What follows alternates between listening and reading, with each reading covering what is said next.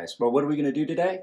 Well, we haven't done this in a while. I am going to do a full maintenance video. So we're going to take this apart and we're going to look at it. But you guys know we're not going to do it right here. Turn down the volume. Here comes a little bit of music.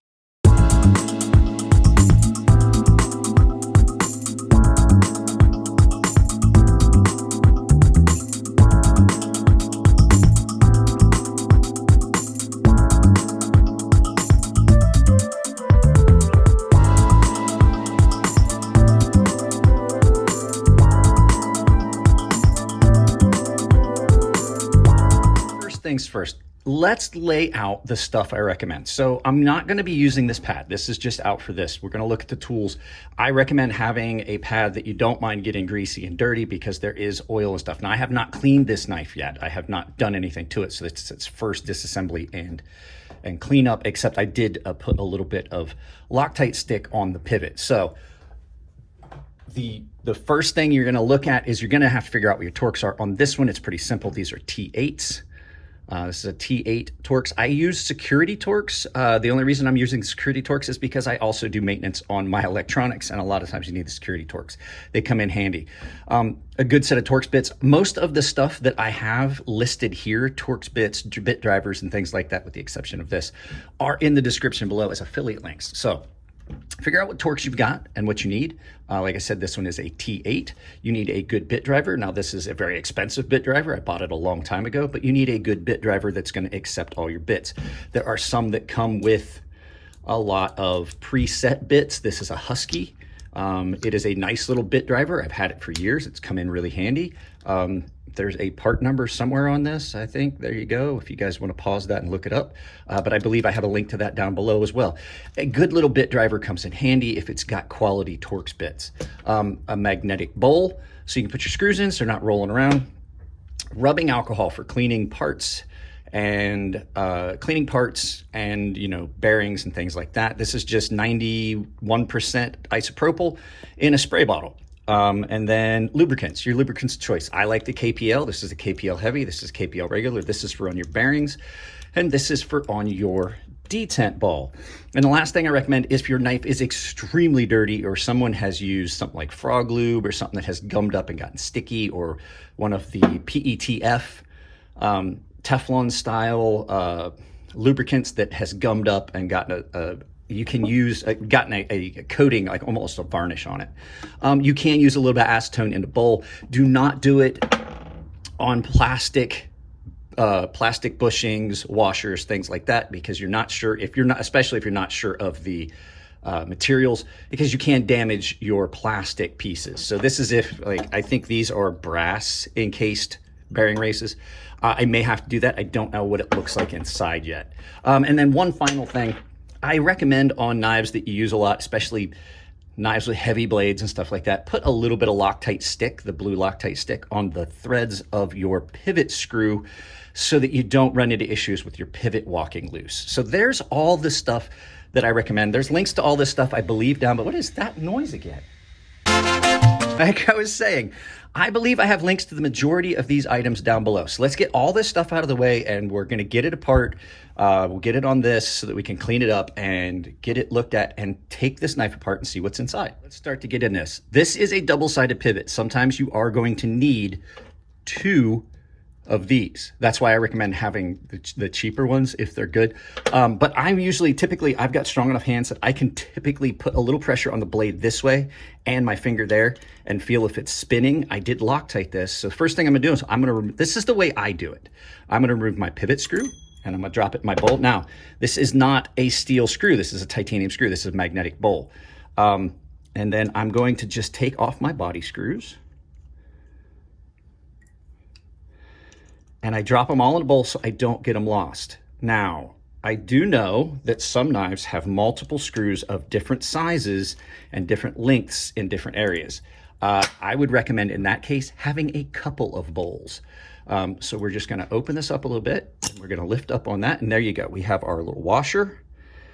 And you can see she's dirty, and I was right. It is, if this is really dirty, I can soak it in that little bowl of acetone, because these are not, and they are kind of dirty. These are not plastic or Delrin. I don't know, that one doesn't look too bad. I'll go ahead and put that there. See, you can see there's a bunch of gunk. Now, those washers are important. You got to remember which side they were on. I keep forgetting to... Sorry, guys, hang on a second. Back to what I was saying.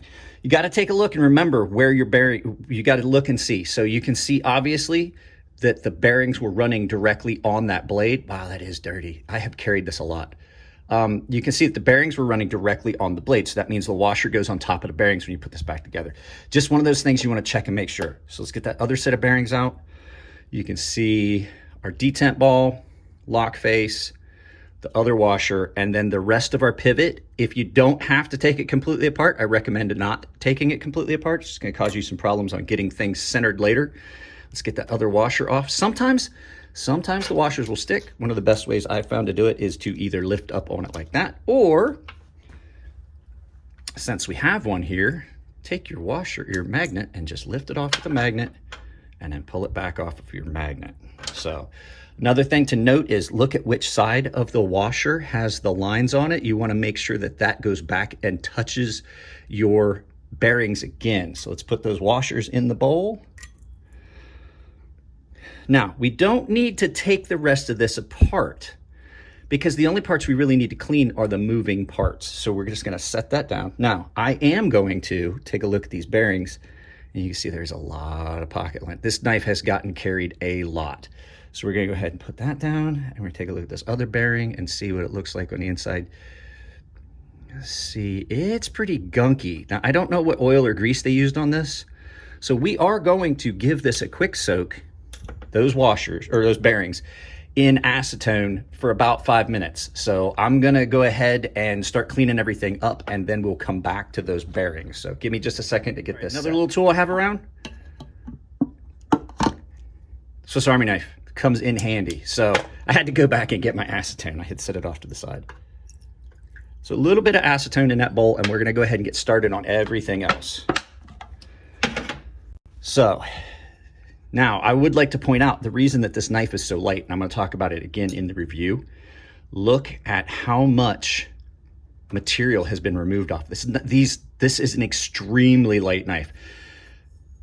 Weight reduction on both sides, including the lock bar. And they were, you know, there you go, right there. That is some really good weight reduction. It doesn't make it too light, but it does make it fairly light. So let's go ahead and get this all cleaned up.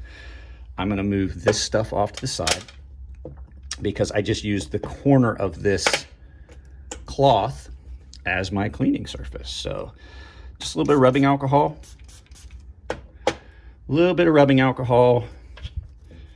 clean down in here just to clean up any grit or gunk or any nastiness that might be in there. Now, you're gonna see that there's sometimes you can't get down in there. If you can't get down in there, I usually can do it with the corner of the rag, just to get it down in like that.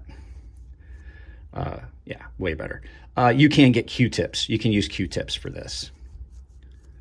So, yeah, that's good. Let's go ahead, and what we're gonna do is we're just gonna clean all this off real quick. Now, I don't recommend just doing this on a hard surface because, you know, one, parts can bounce when you get them out of your knife. And the other thing is you don't want to screw up the edge on your knife. Like I use a glass plate on my workbench to prevent it from getting ruined. My workbench is wood, and I do a lot of stuff using water, especially when I'm sharpening using water stones. So let's get that out of the way. Now you can see I'm not cleaning out all those pockets. I'm not real concerned about that. I want to get any of the old lubricant and stuff off and take a look at it. So now we can look here. There's our detent ball. It's just a ceramic ball. Here's our stop pin.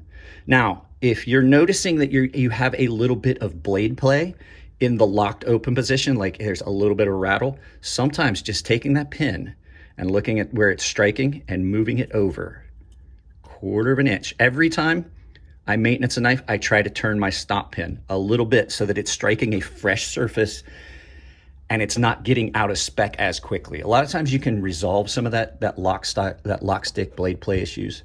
So let's go ahead and get these washers that I tossed in here, because we're going to want to clean them too. Sorry guys, my hands are shaking. My hand is shaking pretty bad. I do, like I've said before, I have nerve damage in my right hand. And some days it's worse than others. I think I slept funny last night. So my right hand is very, very shaky today. I apologize.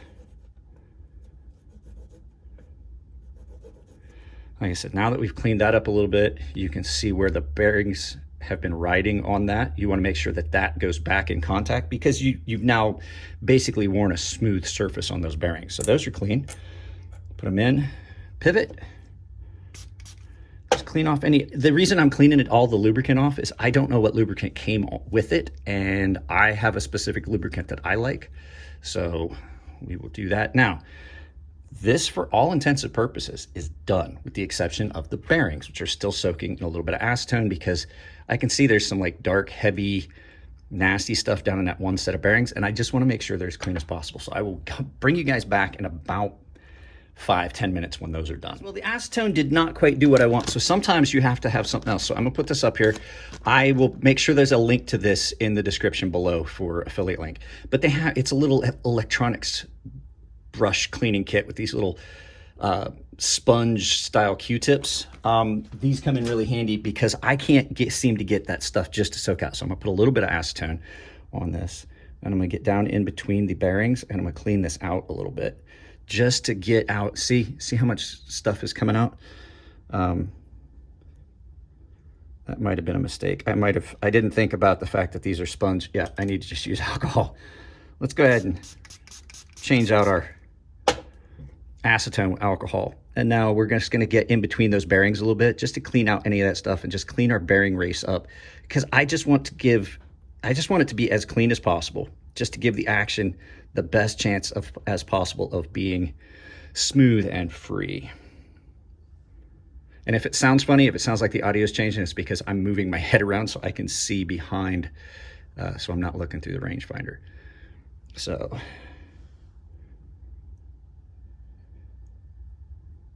all right, so now pull that other set of bearings out. If you're using acetone, I recommend using gloves. I didn't have any. It's really hard for me to find rubber gloves that fit my hands. So just limit the amount of exposure you're giving yourself to. Yeah, you can see how much stuff came out of that set of bearings initially. So if your bearings aren't bad, what you can do is just spray them real good with alcohol and get the mat saturated underneath it, and then just run them around with your finger in like a circle pattern, and it will hit all those little bearings and get them nice and clean. So let's look. Yeah, see, that's the one that was really, really dirty. Looks way better. This is the cleaner of the two. Way better. So now we're pretty much ready just to throw this knife back together. So give me a couple minutes and we will get this up because I have to, my wife just texted me. So I will come right back and we will start to reassemble this knife. Just real quick before we start reassembling this, I forgot to mention these. I have an affiliate link for some of these down below. So this is just a set of forceps.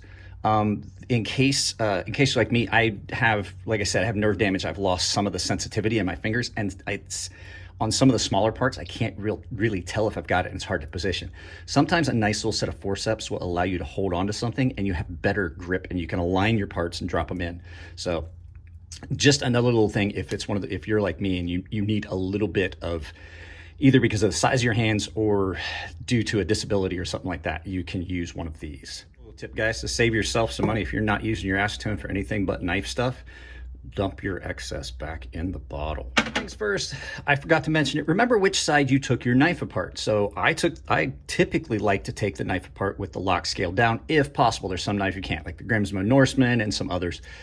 I put the pivot back in, and then I'm going to grab my washers. Now, putting your washers, which side goes on which side of the knife, doesn't really matter. So I'm gonna drop a washer in, and then right on top of that, I'm gonna drop in a bearing. Now, I like to put the bearings in a specific fashion. There's an open side and a closed side. I like to have the open side in whichever side has the cutout for the bearing. So it's down in, and it just prevents a little bit getting so much garbage down inside your bearings. So looking at how that blade is, that means that the open side of these bearings are gonna go up. So then we're gonna do a little bit of lubrication.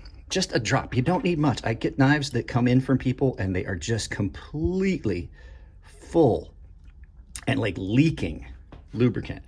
So watch, just a drop on the bearing on each side, and then wipe that little bit of excess up your pivot because it's gonna work its way around. Then I'm gonna put my blade on. I like to do it this way. The reason I like to do it from the lock scale is because that locks that in position, and then I can put the other pieces on. So then of course, bearing, we're gonna drop that down in. Now, since we've already lubricated our pivot, we're gonna put one little drop there and one little drop there on our bearings. Hopefully you guys can see that. Oops, almost forgot. I have some knives that don't require washers. So we're gonna put our washer on top of our bearing, drop that in, and then we're gonna line everything up. Now you're gonna see there's some stuff there. Well, that's blue Loctite stick. And we're gonna reapply some. So I'm gonna put my body screws in. I'm not gonna tighten anything all the way down until I'm sure I've got the knife together the way I want. So I'm just gonna put it down to snug. I'm not gonna tighten anything down. Like just till you feel it start to, see, that's what I was saying. That's why I have the forceps, but it's hard to use the forceps on camera.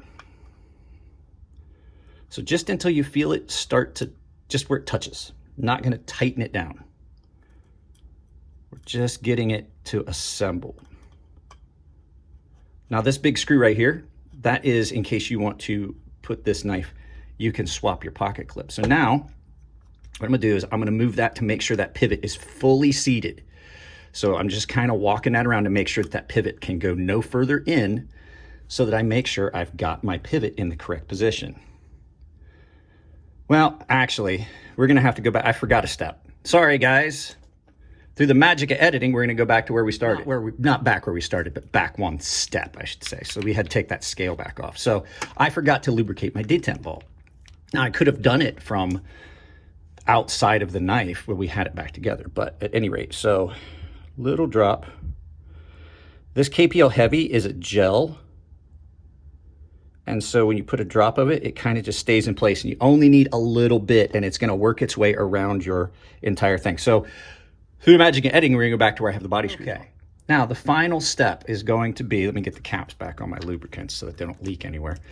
The final step is going to be, we're gonna put a little bit of Loctite stick on. Now I imagine I think I had enough on there to prevent my pivot from walking. There's probably enough still in there, but I'm gonna go ahead and put some on just to make sure, because like I said, this is going to someone after I do my review and I don't want them to have any issues with it. So I use the blue Loctite stick.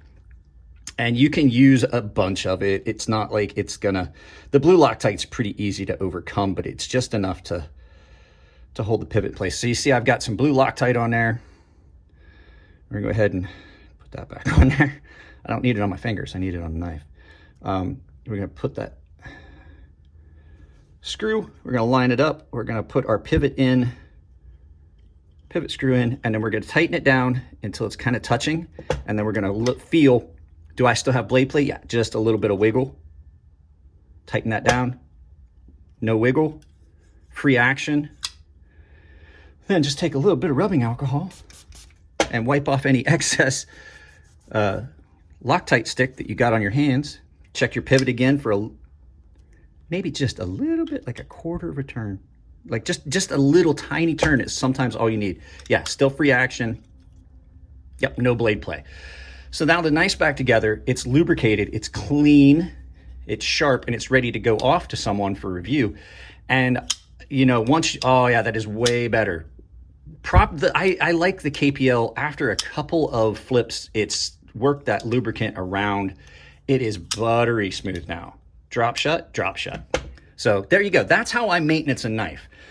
So a lot of the stuff that I use is down in the description below. I have affiliate links to most of this stuff. I hope you guys enjoyed this. If you like this content, this would be something you'd like to see, let me know in the comments section below. I don't have a problem filming this. I do these all the time. So let's get this turned around and do some final thoughts.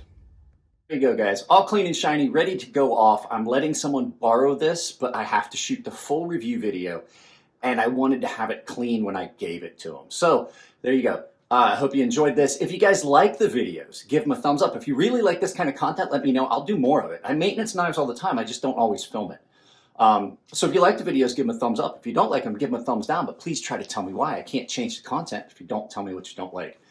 If you want to support the channel, it's as simple as like, share, subscribe, drop a comment, hit that bell icon so you get notification of everything I do, but you got to make sure that notifications are turned on your device or you still won't get them. Other ways you can support the channel, I have a membership down below in the description. All these are down in the description. But I've set up a membership where you guys can get in on exclusive deals based on tier. I have a gilded server that's a lot like Discord, where all the members have access. Everybody saves $5 off my sharpening service. There's exclusive content based on tier, and a premium tier guys get access to a sharpening tutorial series where I walk through stuff step by step and give them my recommendations on how to sharpen and what I do. Other ways you can do it, I have affiliate links down below where I have a lot of stuff. Sometimes I put links for knives down there. I have a list of recommended EDC items and stones. Anything you purchase with those affiliate links, I get a little bit of it at checkout and it doesn't cost you anything. And the final way is I have a merchandise store on Ember Shirt Co. I've set up a coupon code that works anywhere on Ember Shirt Co. that saves you 10% at checkout, and that coupon code is CrazySharp, all one word, capital C, capital S, CrazySharp, all one word, saves you 10% at checkout. If you take a picture of yourself wearing my merchandise, like I did with Walt G a few days ago, I will put a picture of you in the video somewhere wearing my merchandise. So that's it, guys. I love y'all. Keep it clean in the comments section. If it's your birthday, happy birthday, and I will see you in the next video.